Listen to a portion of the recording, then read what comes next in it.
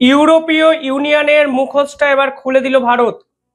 ঠিক দুদিন আগে আমেরিকা এবং ইউরোপীয় ইউনিয়ন বারবার একাধিক স্টেটমেন্টে ভারতকে বোঝানোর চেষ্টা করছিল যে ভারত যদি রাশিয়ার সঙ্গে সম্পর্ক রাখে তাহলে ইউরোপীয় ইউনিয়ন কিংবা ন্যাটো কিংবা আমেরিকা ভারতের অর্থনীতিকে ভেঙে চুরমার করে দেবে।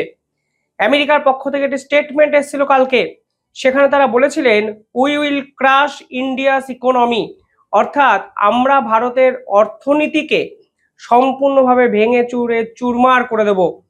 ইউরোপীয় ইউনিয়ন ইতিমধ্যেই ভারতবর্ষের গুজরাটে অবস্থিত নায়ারা তৈল শোধনাগারের উপর স্যাংশন লাগিয়েছিল, কারণ সেই নায়ারা তৈল শোধনাগারে রাশিয়ার একটি কোম্পানির 50% শেয়ার ছিল। অর্থাৎ ভারতকে বারবার প্রেসার ক্রিয়েট করে রাশিয়ার সঙ্গে সম্পর্ক শেষ করতে বাধ্য করছিল ইউরোপীয় ইউনিয়ন, আমেরিকা এবং ন্যাটো। আর আজকে ভারতের পক্ষ থেকে যে স্টেটমেন্ট দেওয়া হয়েছে তাতে পরিষ্কার বুঝিয়ে দেওয়া হয়েছে ইউরোপের কোনো হুমকি বা হুঁশিয়ারি ভারত মানবে না। কেন বা মানবে, সবকিছু আলোচনা করবো আজকের এই ভিডিওতে। তবে তার আগে ছোট্ট একটা অ্যানাউন্সমেন্ট, যারা ইউটিউবে কেরিয়ার তৈরি করতে চান, জার্নি শুরু করতে চান, ইউটিউব চ্যানেল খুলেছেন কিন্তু কিভাবে এগোবেন বুঝতে পারছেন না, ইউটিউবের ভিতরে এমন কিছু হিডেন সিক্রেট আছে যেগুলো আপনাদের কেউ কোনোদিন জানায়নি। এই সমস্ত বিষয় নেই আমি নিজে একটি সেমিনার করব 17ই আগস্ট সন্ধ্যে 6টা থেকে 8টা। মনে রাখবেন, আমরা কিন্তু ইউটিউবের ম্যানেজারের সঙ্গে ডিরেক্টলি কথা বলতে পারি। সমস্ত অভিজ্ঞতা সেদিন আমি শেয়ার করব, ছোট ছোট কিছু অ্যাডভাইস দেব, ইনফরমেশন আপনাদের সঙ্গে শেয়ার করব, যেন আপনারাও আপনাদের ডিজিটাল জার্নি সাকসেসফুলি এগিয়ে নিয়ে যেতে পারেন। তাই যারা এখনো নাম রেজিস্টার করেননি, আপনার নাম রেজিস্টার করে ফেলুন। 17ই আগস্ট সন্ধ্যে 6টা থেকে 8টা। স্ক্রিনে যে নাম্বার দেখছেন সেখানে আপনারা হোয়াটসঅ্যাপ করলেই পরবর্তী প্রসেসটা আপনারা কমপ্লিট করতে পারবেন। ইতিহাস থেকে বর্তমান, সময় থেকে সমাজ, দেশ থেকে বিদেশ, ইতিহাস শুধু বইতে নয়, দেখবেন ভিডিওতেও। এই নেটওয়ার্ক এখন অনেক বড়। আপনারা দেখছেন দ্য ইন্ডিপেন্ডেন্ট নেটওয়ার্ক। আজকে ভারতের হাই কমিশনার, যিনি ইউকেতে বর্তমানে পোস্টেড, তিনি যার নাম বিক্রম দোনারাস্বামী, এই বিক্রম দোনারাস্বামী আজ একটি স্টেটমেন্ট দিয়েছেন। তিনি কি বলেছেন? তিনি বলেছেন ভারতের যখন সব থেকে খারাপ সময় ছিল তখন রাশিয়া ভারতের পাশে ছিল। রাশিয়ার এখন যুদ্ধ বিধ্বস্ত পরিস্থিতিতে তাই কোনো অবস্থাতেই ভারত পাশ থেকে সরে যাবে না। বিতর্কের জায়গাটা কোথায়? বিতর্কের জায়গাটা হলো রাশিয়ার থেকে ভারত ক্রুড অয়েল কিনছে, এর ফলে রাশিয়া অনেক টাকা রোজগার করছে এবং সেই টাকা নাকি রাশিয়া ইউক্রেনের বিপক্ষে যুদ্ধে বিনিয়োগ করছে। তাই ভারত যেন রাশিয়াকে অবিলম্বে প্রেসার ক্রিয়েট করে যেন এই যুদ্ধ তারা থামায় এবং ভারত এবং রাশিয়ার মধ্যে সম্পর্ক ছিন্ন করতে হবে, যেন রাশিয়া কোনো অবস্থাতেই ভারতের থেকে পয়সা রোজগার করতে না পারে।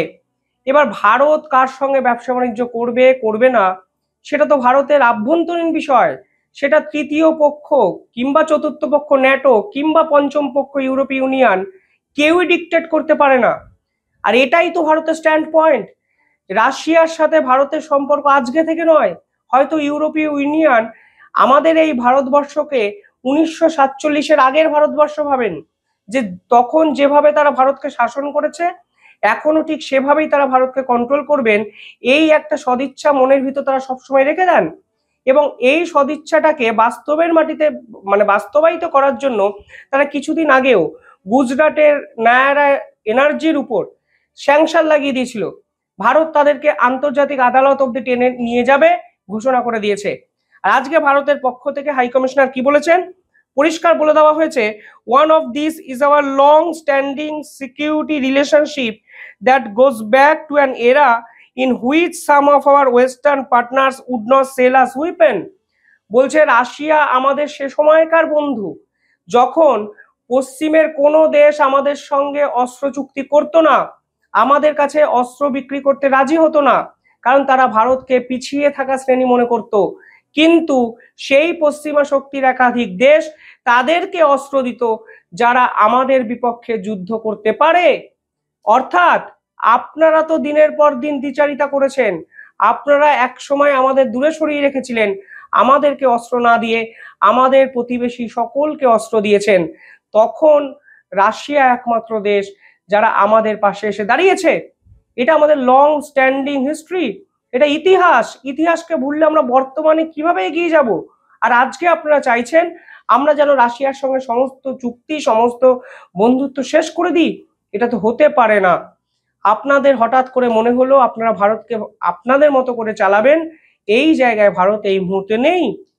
পাশাপাশি ইনি আরো গুরুত্বপূর্ণ কিছু কথা বলেছেন, মানে ধরে নিন ভারত সরকারের স্ট্যান্ড এটা, ভারতের হাই কমিশনার বলছে মানে ভারতের অফিসিয়াল স্ট্যান্ড, জানিয়ে already BBC, Washington post, new York Times সকলে লেখালেখি শুরু করে দিয়েছেন।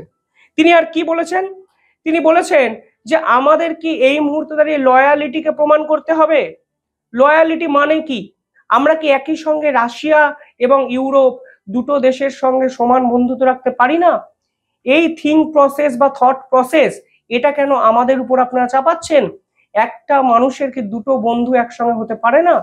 আপনারা কেন আমাদের লয়ালিটিকে চ্যালেঞ্জ করছেন যে তুমি যদি রাশিয়ার সঙ্গে কথা বলো তাহলে ইউরোপীয় ইউনিয়ন, আমেরিকা কিংবা ন্যাটো তোমার বন্ধু হতে পারে না? আপনি রাশিয়ার সঙ্গে কোন ইস্যুতে লড়াই করছেন, that is your personal matter, আপনার ইন্টারনাল ইস্যু। আপনি সেটাকে আন্তর্জাতিকরণ করতে চেয়ে আমাদের উপর প্রেশার ক্রিয়েট করছেন যেন আপনার শত্রুপক্ষের সঙ্গে আমি কোনোদিন সম্পর্ক যেন না রাখি, যে শত্রুপক্ষ আমার খারাপ সময় আমার পাশে ছিল। এটা কি লয়ালিটি পরীক্ষা নেওয়ার একটা জায়গা, খেলা? পরিষ্কার বলা হচ্ছে ইকুয়াল ফ্রেন্ডশিপ কেন রাখা যাবে না? আমরা কেন লয়ালিটি টেস্ট করব? আর যদি লয়ালিটি টেস্ট করতেই হয় তাহলে অপারেশন সিন্দুরে, ভালো করে শুনবেন, অপারেশন সিন্দুরে যারা আমাদের বিপক্ষে লড়লো সেই পাকিস্তানের ফিল্ড মার্শাল আসিম মুনির কিভাবে ডোনাল্ড ট্রাম্পের সঙ্গে গিয়ে ডিনার করলেন, কিভাবে হোয়াইট হাউসে গেলেন। আপনারা যদি পাকিস্তানের সেনাপ্রধানকে ডেকে লাঞ্চ ডিনার খাওয়াতে পারেন, যদি আপনাদের লয়ালিটি মানে সেটা হয়, তাহলে আমরাও রাশিয়ার সঙ্গে সম্পর্ক রেখে কোনো অবস্থাতেই লয়ালিটি ব্রেক করছি না। আমাদের সাথে পাকিস্তানের লড়াই, পাকিস্তান দিনের পর দিন সন্ত্রাসবাদকে আমাদের দেশে ঢুকিয়ে দিচ্ছে, আমরা প্রমাণ দিয়েছি, আমরা রাষ্ট্রসংঘের ডকুমেন্ট দিয়েছি। একের পর এক প্রক্সি সংগঠনকে তৈরি করে তারা দিনের পর দিন ভারতবাসীর উপর আক্রমণ চালাচ্ছে। আপনি সেই সেনাপ্রধান পাকিস্তানের আসিম মুনিরকে হোয়াইট হাউসে ডাকছেন, তাকে ইনভাইট করছেন, তাকে ডিনার লাঞ্চ খাওয়াচ্ছেন, আর উল্টে আমাদের লয়ালিটিকে চ্যালেঞ্জ করছেন কারণ আমরা রাশিয়ার সঙ্গে ক্রুড অয়েল রিলেটেড ব্যবসা করছি। আমাদের তো আজকে ব্যবসা শুরু হয়নি, আমাদের ঐতিহাসিক সময়কাল থেকে ব্যবসা শুরু। আর আপনারা অপারেশন সিন্দুরের পরেও কিভাবে সন্ত্রাসবাদকে প্রমোট করছেন, তাহলে সেটি নিজে আগে দেখুন। আপনাদের লয়ালিটি প্রশ্নবিদ্ধ হওয়া উচিত, আমাদের লয়ালিটি প্রশ্নবিদ্ধ হওয়া উচিত নয়, প্রশ্নের মুখে পড়া উচিত নয়।